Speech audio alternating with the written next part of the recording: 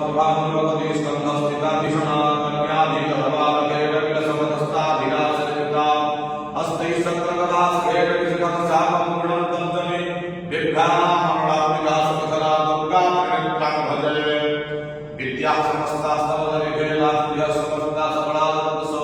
त्वये पर्यावृतमं त्वये तदकाव्यस्तुतिस्तव्यपरापरोति सर्वभूतादनादयमे सर्वमुक्तिप्रदायिने सर्वस्य बुद्धिरूपेण मनस्य हृदि संस्थिते स्वर्गामपर्वते देवी नारायणी नमस्तुते बलकस्थादिरूपेण परिणामप्रदायिने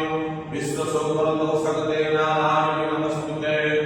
दिव्याहतत्रमहासुरेन्द्रसन्नास्तावनीपुरोगमस्ता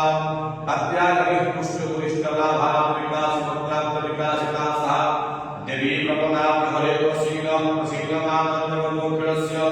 प्रसीद विश्वेश्वरी पायुष्वमत्वमीश्वरीरेविचरादरस्य आधारभूतादनमस्तमेकामहीश्वरूपेण तस्थितासि अपां स्वरूपं हृदयात्ते ततः कयते कृष्णमलङ्घ्रिते त्वं वैश्व